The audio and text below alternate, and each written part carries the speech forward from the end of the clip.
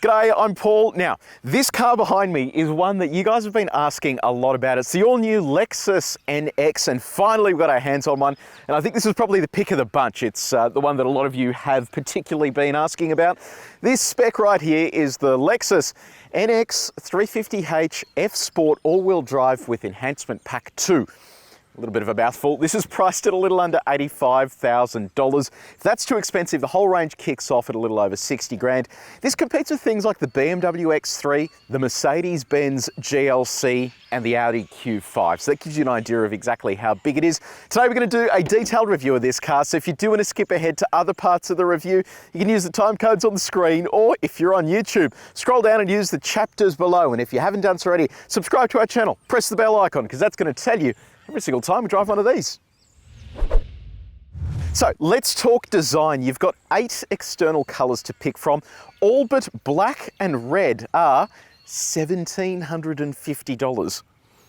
I don't know why it's such an enormous price tag just to get a colour that isn't black or red. So anyway, in terms of the design, so this shares a platform with the Rav4. It sits on Toyota's TNGA platform.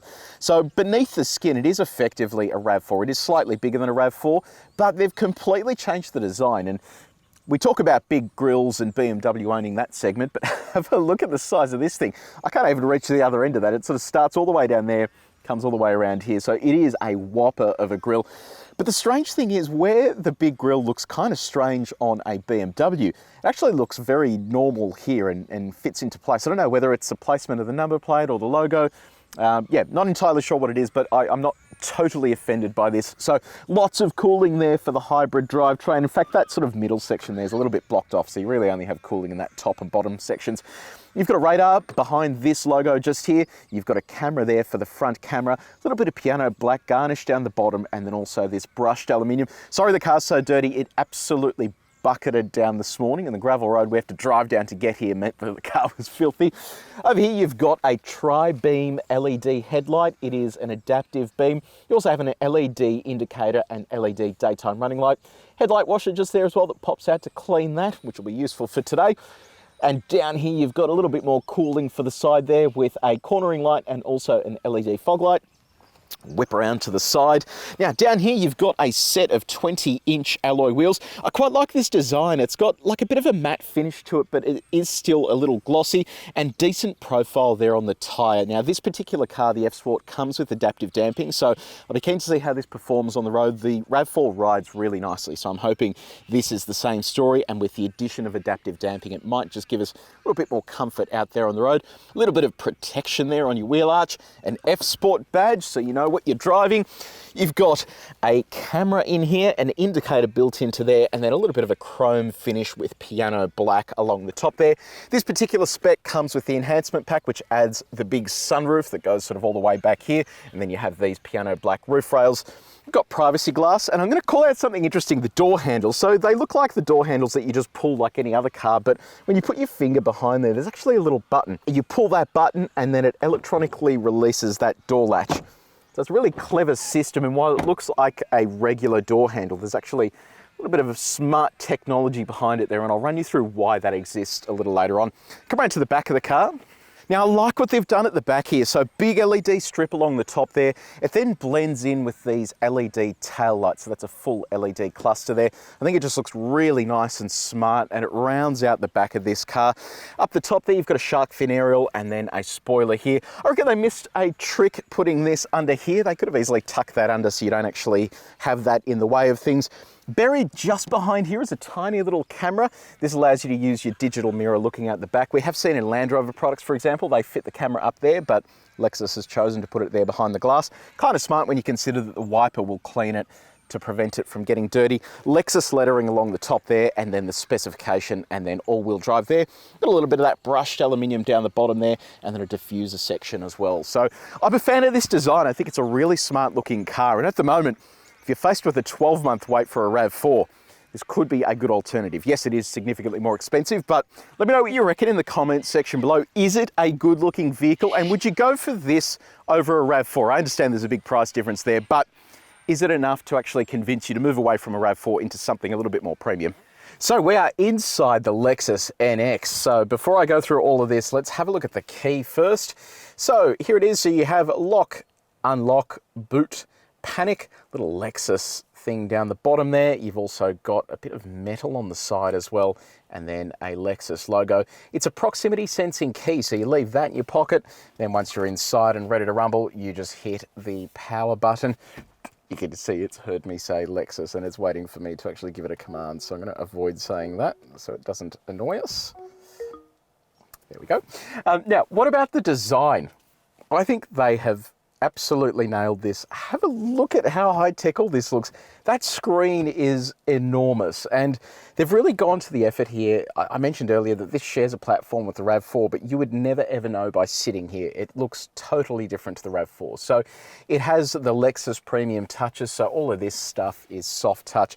You have these red leather highlights that follow around the side there. You've also got resting areas for your knee. And then the red continues on the center here and on the seats as well. So from a design perspective, I think they've done a wonderful job here making this look and feel really, really premium. So what about your touch points? So that is nice and soft.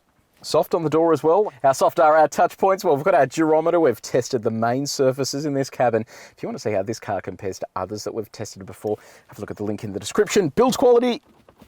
It's actually surprisingly not very solid through there. A little bit wobbly. And our door test sounds nice and solid. And I will quickly point out as well, this is the door handle. So you push it in to open the door, or you can pull it like that as an emergency release if the power goes out and stops those door strikes from working. Let's talk infotainment. So this is probably the most exciting part about this car for me, simply because Lexus infotainment systems have a history of being absolutely terrible, and this, on the face of it, looks a whole lot better. So I'm looking forward to having a little play with it now with you guys. As funny as that sounds. So the screen is 14 inches, so it is a whopper infotainment system. And they've gone down the path of having this widescreen setup instead of a big vertical screen or a really wide and narrow screen. So I quite like exactly what they've done here, and it really gives you a lot of perspective. And it looks big while you're out driving. Like, it is really just there in your face, and you get a lot of detail on it. So let's have a look at a breakdown of how it all works. So down this bottom section is where you access your climate controls. So these at the moment are blank, but when you do switch the climate on, these light up, and then as you move your climate, it will act to change those displays. You then have a full screen navigation setup. So that's really nice and fast. And in terms of music, you have AM, FM, DAB+, digital radio. Now I'll show you something interesting here. Good tune. This is capable of doing audio streaming via the internet.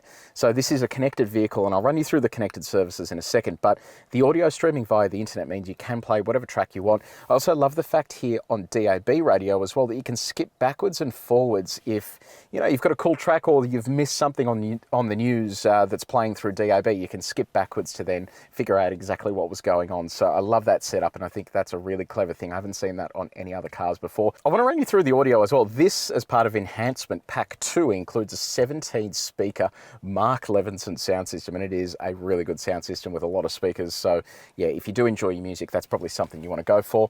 You have your telephone menu here. You can see favorites. Then you're able to dial and do everything you need to do. That brings me on to smartphone mirroring. So you have both Apple CarPlay and Android Auto. Disappointingly, it's wired. I mean, come on, you've got a brand new infotainment system. Surely it should be wireless, but it is a full screen integration here of CarPlay, and I think that looks sensational. Let's have a look at Android Auto. So again, full screen integration, and then when you go back to the home menu, it takes Google Maps onto that side. So really nice setup, and unlike some cars where you can't actually do this, I think it's good that this takes up that entire screen. Now I want to run you through one other cool feature. So this has connectivity to the internet using an embedded SIM. So you can see up there that it has that connectivity, and this allows you to do things like SOS calls. If you're involved in an accident, you're able to get connected to emergency services. But the other cool thing is it allows you to have access to the Lexus app. So the Lexus app shows, let me do the Face ID. Lexus app shows your vehicle here, and it allows you to have remote connectivity with the vehicle, so you can remotely start it, set climate if you need to, lock and unlock it. delegate driver access to it as well, and also send navigation destinations. So works pretty well. I've been sort of playing around with it, and it seems to be a pretty straightforward system that reacts quickly as well. They do a plug-in hybrid version of the NX, and that's going to come in handy for things like your climate services, because you can run it inside your garage at home and the vehicle won't actually switch on and fill your garage with gas. So this is a really cool infotainment system. In addition to all that stuff, it has voice controls, so you're able to ask it things. So let's try this. Hey Lexus, set the temperature to 22 degrees. Setting the driver's seat temperature to 22 degrees. Look at that. That actually works. Cool, I like that. So that actually works quite well. All right, let's move from the infotainment screen to the screen ahead of the driver. So it's an 8-inch display. You can see the edges of it just there. The screen is interesting because you can configure what's going on there. As you switch between the drive modes, it changes as well. But the thing I find most fascinating is the steering wheel controls and how they interact with the screen and the head-up display. So much like what Tesla has done with their steering controls, they don't actually label anything, and that means you can assign different functions to these down the track. So these two outer edges, they don't have any labeling. But what happens is, as you rub your finger over this, it presents on the head-up display the different options you have for these controls. Then what it does is, if you push that, it changes those controls. So you basically double the functionality of your steering wheel controls without cluttering everything ahead of you. And that applies down here as well. When we want to clear that warning, it says to push and hold this, and then it gives us access to that screen. Then in addition to that, when we want to flick between different displays down here, we press this button again to change exactly what is appearing. So I think this is a really innovative setup, and it's cool to see that Lexus is thinking outside the box. And I'm hoping this translates to other Lexus and Toyota products in the future, because yeah, it is pretty cool. Moving on to safety technology. So you have forward and reverse AEB. It comes with cyclist and pedestrian detection. You have a lane departure warning, a lane keeping assistant. You've got radar cruise control. Now this is cool. This is the camera that I mentioned earlier. You can flick between looking out the back and also the digital display. I also mentioned earlier that there is a purpose for the electronic strikes on the doors. This comes with a safe exit assistant. So it means that if I go to get out of the car, but there's a vehicle, a cyclist, or somebody coming that's going to get injured by opening the door, it prevents this from working. So that's the whole reason they do that, because if it was just a manual release, there would be no way to stop that handle from opening. So that's a really good safety feature there. It also has blind spot monitoring. You get rear cross traffic alert. There's 10 airbags inside the car. It also has front and rear parking sensors and a 360 camera. I'll show you what that looks like. So the view is not too bad. The screen is, or actually the camera is a little bit dirty, but the actual quality of the screen isn't too bad. That's your top-down view, and you can see as I move the wheel there, those guidelines shift. We can then go for a sort of tucked-in angle view or a wider angle, depending on which one we want to choose. So yeah, pretty straightforward setup. And you've got your button here for the self-parking feature. By the way, if you don't know how parking sensors work or how all that self-parking stuff works, click up here to watch a video that we recorded where we demonstrated all of the technologies you can get on the market today. Now let's get along to your practicality, and we'll start off with your connectivity. So you have a USB-C port there, a USB-A port next to it. You have wireless phone charging, but check this out. You can tuck that away, and that gives you access to a little storage nook down the bottom with a 12-volt outlet. And then when you do want your phone back, you just bring that back out. So really clever innovation. I haven't seen a car before that has a wireless phone charging tray that allows your phone to just disappear so it doesn't clutter everything up. In terms of storing your phone, it can live down there on the wireless charger, or you can pop it in the cup holders very easily. And cup holders, we have our coffee. I had someone making fun of me the other day that no one else drinks coffee like this. Well, I do, so it applies to me. And the coffee fits in here, which is good. The lid is intact. It means it won't leak when you try and get it out. And on our bottle test, that fits in there without any dramas. And then inside the door, small bottle fits fine. We'll try our big bottle now as well. It fits in there with a bit of a squeeze, and then we'll try it in there. Doesn't fit inside the door. Now, people have mentioned that they want us to use reusable bottles instead of these single-use bottles. Let us know whether you care. If enough of you do, I'll go and buy one to satisfy you, but let me know in the comments section below what you think. Now, what about your other storage options? So you have a center console here that's pretty deep. I quite like the look of that, and then it opens both ways, similar to the new Land Cruiser. Down here next to the driver's knee, you've got a little storage nook. You have a glove box over here, which is reasonably sized, but full of the manual and a couple of other bits and pieces. And finally, you have a sunglasses holder up the top. Okay, and comfort. So I mentioned earlier you get dual zone automatic climate control. That all pops up there when you switch that on. You have heated and cooled seats. You have a heated steering wheel with this particular spec. And then in terms of the seats themselves, have a look at this design. So F Sport emblazoned up the top there, perforations for the cooling, and then a mix of red and black. Super comfy seat as well, so it hugs you in nicely. Plenty of seat adjustments too, so you can go forwards, backwards. The back can go forwards, backwards. You can lift the base of the seat up. You can also adjust your bolsters as required. You have seat memory over here for the driver. Then the steering wheel offers both tilt and reach adjustment that is electrically adjustable. And on our reach test, all of this stuff is easy to reach while you're driving. So if you do want more details on the Lexus NX, we have a showroom set up at our website, and that basically gives you more information on the entire NX range instead of just the car that we're testing here. If you do want to see that, click up here to be taken to the Lexus NX showroom. So backseat of the NX, let's start off with your room. So knee room is pretty good, toe room is excellent, and headroom is reasonable. I think if I was a little taller, I'd be touching that. And that's because we've got our big roof here, so very nice looking setup, and it's a sunroof as well, so it opens up. In terms of your other creature comforts, you've got mat pockets in the back of the seats, air vents here for some cooling, 2 USB-C ports down here, plus a 12-volt outlet. You've got ISOFIX points and top tether points as well for the little ones. Center armrest here with 2 cup holders. Fits our bottle in nicely. Couple of little teeth there. We've also got bottle holders inside the door. Now, let's do our window test. See if it goes all the way down. Bang, look at that, it does. Very impressive. So, yeah, plenty of room back here. It kind of looks like a small car on the outside, but I'm comfortably sitting back here as an adult. So, yeah, pretty impressed. So let's talk cargo space. Let's crack this open. So we are talking about a little over 500 litres of cargo space here in its standard configuration. Keep in mind though, because this is a hybrid, you're going to have a little bit of your space robbed because there is an electric motor under here. But I'll show you some of the storage you have beneath here. So as you pull this back, you've got a deep cavity just down here. Behind this cover, you have your battery. And then what you can also do is pull the whole thing back to give you a little bit more space down here where you've got a warning triangle and then a little repair kit as well.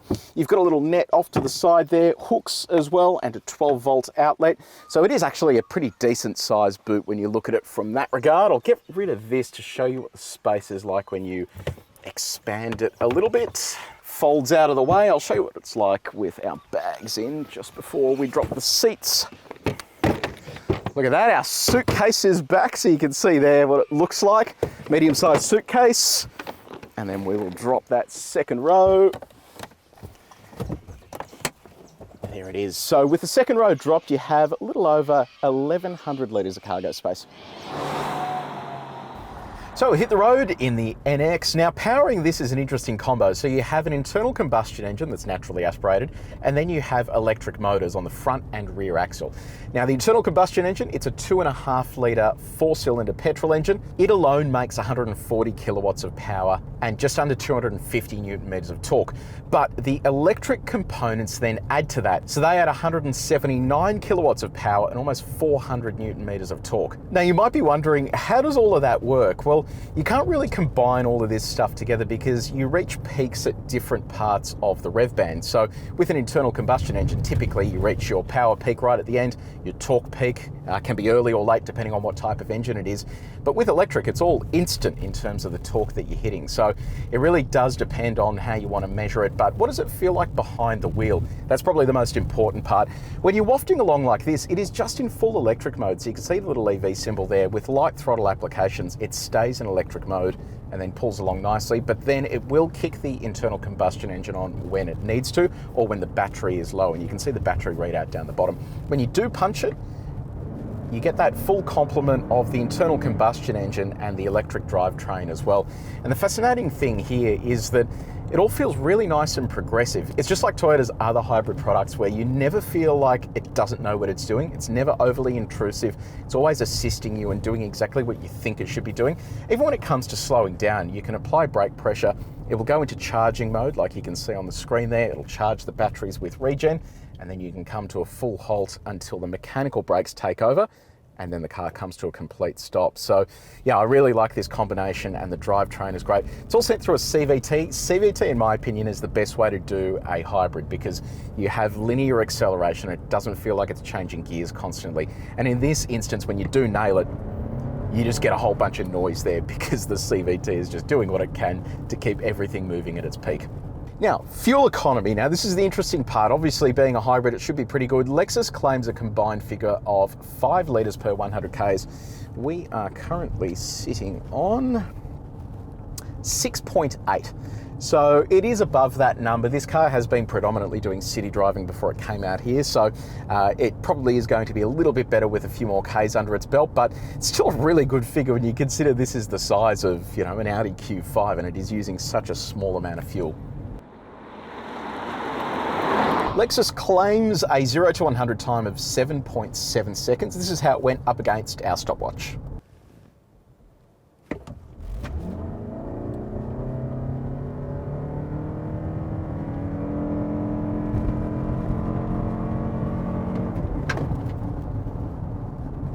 What's it like in terms of noise? Well, the engine, yes, it does get a little thrashy when you get stuck into it, but when it is cruising along, it's pretty quiet. And obviously when it's in EV mode, it makes barely any noise, but I don't really get a great deal of tyre noise, even on this coarse chip surface. I can't hear any wind noise either. So they've done a really good job of insulating all of the noise that is coming into the cabin from the road surface. Now, one of the things I mentioned earlier, this rides on the TNGA platform, which shares components with other Toyota products, including the RAV4. The difference here, though, is the adaptive suspension.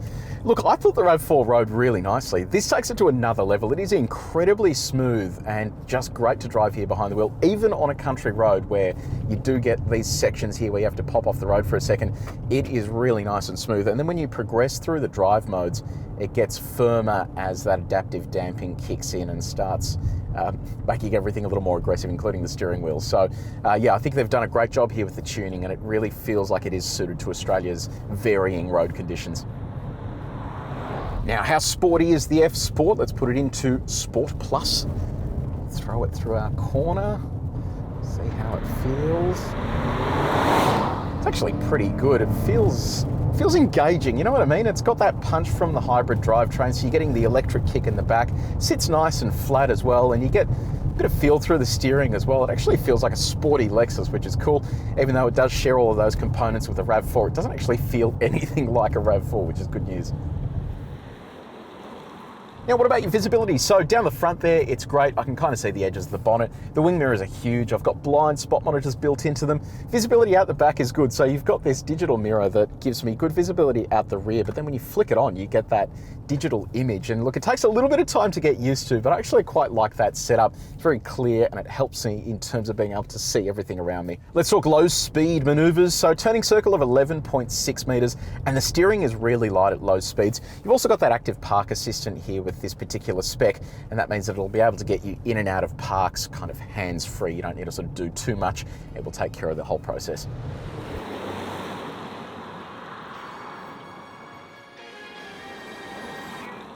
So the Lexus NX. So I was expecting this to just feel like a RAV4, to be honest. This feels totally different. I think if you didn't tell people that these two were the same sort of car underneath, they'd never believe you. So if you do like the principles of the RAV4, but you do want something a whole lot more premium, I think this is a really sensible purchase option. Lexus has gone super upmarket with this, and it actually feels like it's worth its price. When you look at the X3, Q5, you really do have to spend mega dollars to get the kind of interior equipment that you're getting here in the NX. So, and this is actually probably the spec I'd pick as well. I love the all-wheel drive RAV4 Cruiser Hybrid, and I think this drivetrain in this car really sort of works a treat as well. So, big fan of it. Now, let me know, have you ordered one of these? Have you picked one up? What is it like to live with, and are you enjoying it so far? Let me know in the comments section below. If you did enjoy this video, please make sure you hit the like button, share it with your mates, and if you haven't done so already, subscribe to our channel and press the bell icon. But until next time, take it easy.